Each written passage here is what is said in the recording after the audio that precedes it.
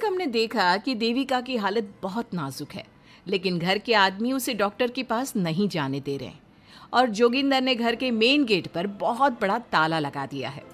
लेकिन देविका की सास विमला पहली बार घूंघट उठाकर समाज के बनाए नियम का उल्लंघन करती है और देविका की जान बचाने की कोशिश में जुट जाती है।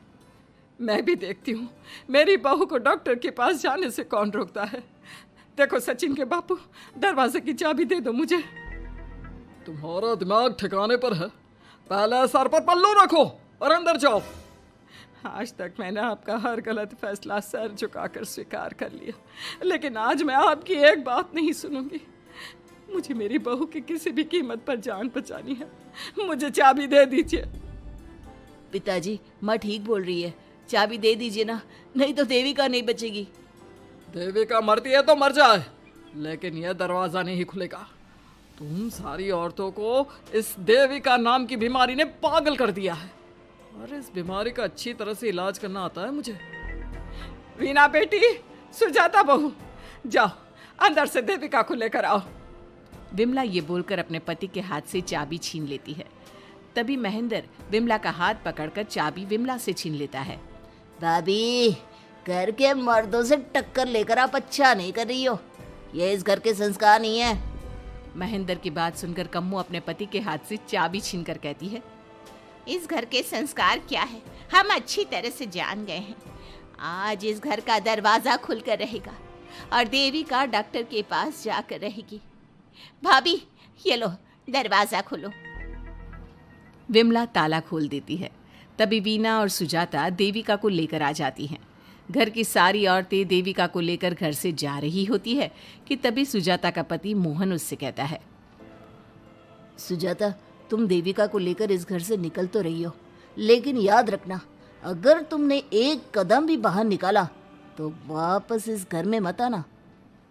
मैं देविका के साथ अस्पताल भी जाऊंगी और वापस इस घर में भी आऊंगी। देखती हूँ कौन रोकता है मुझे। देखता हूँ कैसे इस घर के अंदर कदम रखती हो और कौन तुम्हारी मदद करता है। कानून मेरी मदद करेगा और कारट के दरवाजे हर नागरिक के लिए खुले हैं। मोहन को अपनी पत्नी से इस तरह बात करता देख कल्याण वीना से कहता है, वीना, तुमने देविका का साथ देकर अच्छा नहीं किया। अगर तुम अभी भी इसके साथ गई तो अपना और मेरा रिश्ता खत्म समझना। मुझे कोई फर्क नहीं पड़ता। तुमने आज तक किया ही क्या है मेरे लिए। तुम खुद घर जमाई बनकर मेरे घर में रह रहे हो। कभी 100 रुपए की साड़ी दिलाई है मुझे? मेरे आने से पहले मेरा घर छोड़कर निकल जाना, समझे? ये बोलकर वीना और घर की सभी औरतें देविका को अपने साथ अस्पताल ले जाती है। वहां जाने के बाद डॉक्टर जल्दी से देविका का चेकअप करता है।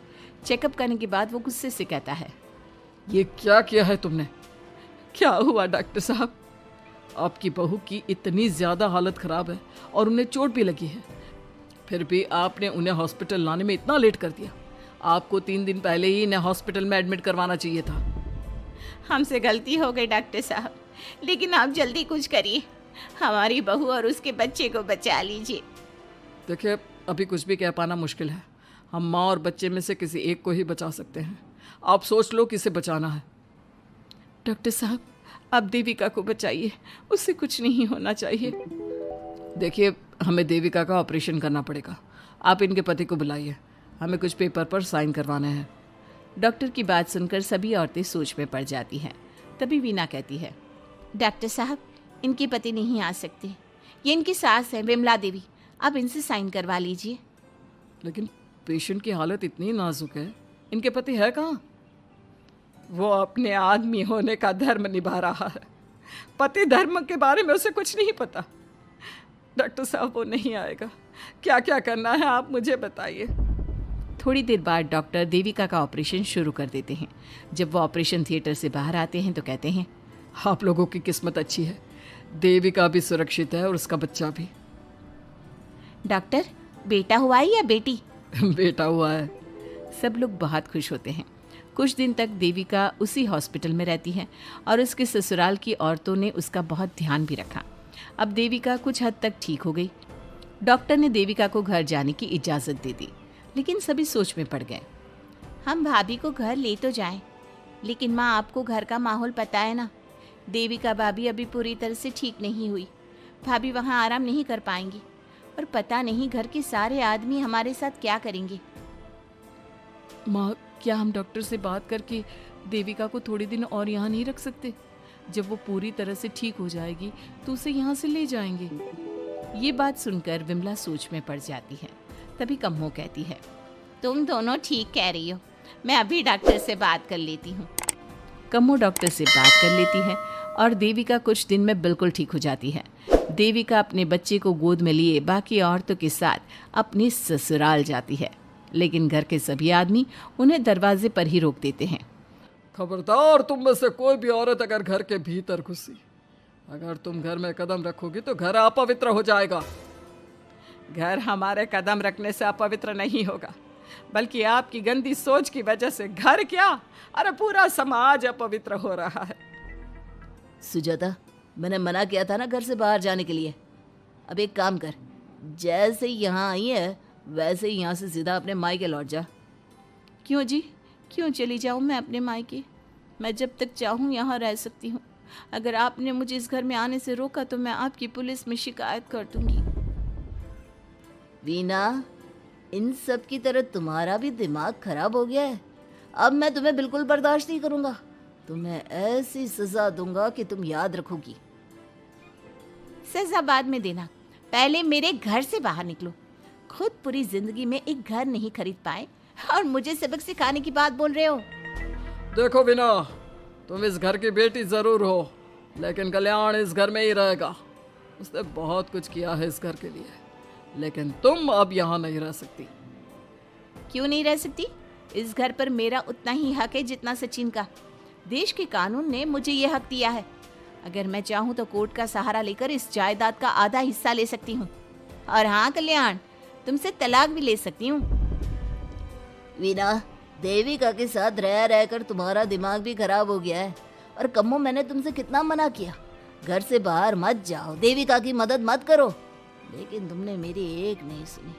अब तुम इस घर से और मेरी जिंदगी से चली जाओ। ये कदम उठाकर तुमने बिल्कुल अच्छा नहीं किया। ये कदम तो मुझे उस समय उठाना चाहिए था जब मैं माँ बनने वाली थी। आपके झूठे अहंकार और गलत नियमों की वजह से मैंने अपने 2 बच्चे खो दिए। अगर उस समय मैं दाई अम्मा से इलाज ना कराती और हॉस्पिटल चली जाती तो सचिन के बराबर मेरे भी 2 बेटे होते। सभी पति इस बात पर अड़े हुए थे कि वो अपनी अपनी पत्नियों को घर के अंदर नहीं आने देंगे। देविका बहुत देर तक सबकी बातें सुनती रही। फिर उसने अपने पति से कहा, सचिन, तुम्हारे घर के आदमियों की बात तो मैंने सुन ली, अब तुम बताओ तुम्हारा क्या फैसला है? देविका, मुझे माफ कर दो, मैं तुम्हारे लिए कुछ नहीं कर सकता, मैं मजबूर हूँ। मुझे पता था सचिन, तुम्हारा यही जवाब होगा। मुझे अपने आप पर हैरानी है कि मैंने बिना रीढ़ की हड्डी वाले आदमी से प्यार ही क्यों किया, शादी क्यों की। अब मैं आप सबसे बस आखिरी बार पूछ रही हूँ, तुम हमें अंदर आने दे रहे हो या नहीं, या मैं पुलिस को फोन करूँ? देविका, आज तक हमारे गांव में पुलिस ने कभी कदम नहीं रखा और तू हमारे घर के दरवाजे पर पुलिस को लेकर आएगी? तेरी हिम्मत कैसे हुई ये बात करने की?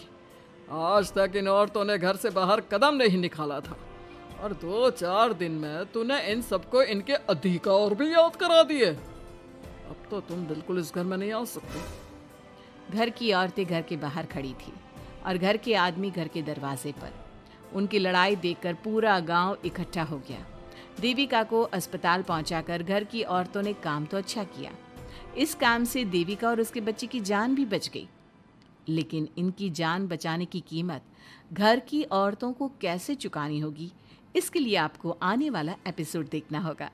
और हमारे प्यारे दर्शकों, हमें कमेंट करके ज़रूर बताइए कि देविका के साथ बाकी औरतों को क्या करना चाहिए। क्या उन्हें घर के अंदर जाने के लिए संघर्ष करना चाहिए या फिर वो घर छोड़कर चले जाना चाहिए?